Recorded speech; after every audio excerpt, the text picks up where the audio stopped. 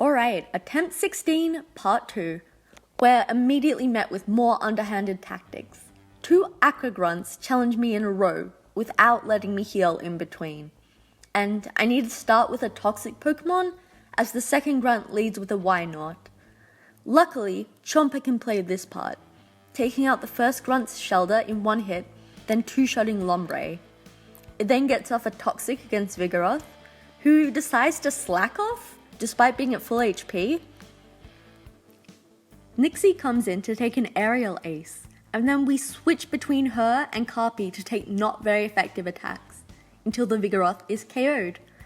Dory takes out the Staryu, Nixie the Grimer, then Dory comes in to finish off the Croconaw. Overall, a pretty good battle. On to Grunt 2. Chomper does her thing against the Wynaut. Carpy takes out Smoochum with its bite.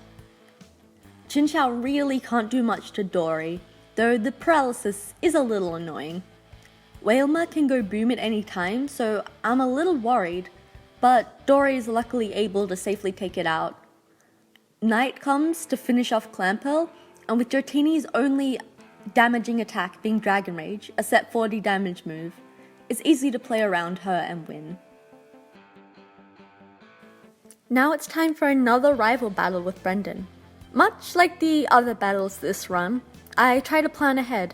However, I base my preparations on the rival maid team that's in the guide and damage calculator, not realizing that Brendan not only has slightly different Pokemon, but also different movesets. Some of the changes are kinda subtle, to the point I didn't really notice, like Plusle v Minun and Nidorino v Nidorino. These differences quickly come to my attention, loud and clear however, against the Combusken, which should have Bulk Up, Fire Punch, Quick Attack, and Brick Break according to the guide. But because this is Brendan, it had Rock Slide instead of Quick Attack. So rather than being able to do practically nothing to Carpy, he instead kills her. This battle honestly could have gone a lot worse than it did though. So I'm glad to know these changes now, so I can investigate them further and better prepare for rival battles in the future.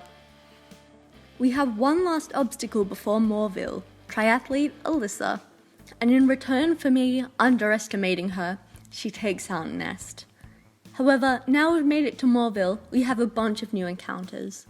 In 118, we get Rod the Chinchou, though unfortunately it doesn't have the ability Volt Absorb, which of course is a very useful ability for the Electric Gym. In 110 we get Rosie the Roselia, and in Moorville City we get Cha-Cha the Pichu, who we immediately lose on Route 117 to a trainer, because I don't notice it doesn't actually have an electric move, so it goes down to a Mantine. Unfortunately, you can kind of tell I'm a little inexperienced with these trainers, as we soon also lose Nixie to Battle Girl Aisha's Delcatty when Assist turns into Water Pulse, and we lose both Loaded and Knight to Bug Trainer Derek's abnormally strong Ariados.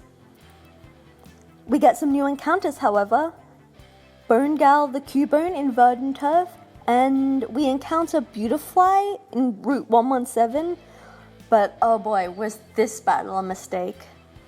We lose both Slam and also Dory, hence I named the Beautifly not worth it. While training up Rosie in armor, I get an unfortunate interaction with Magnet Pull by a wild Magnemite. Armor is trapped in and unfortunately knocked out.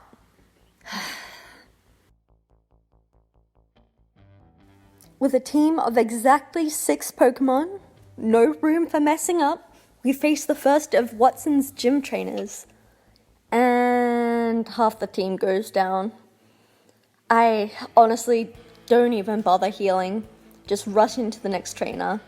And that's attempt 16.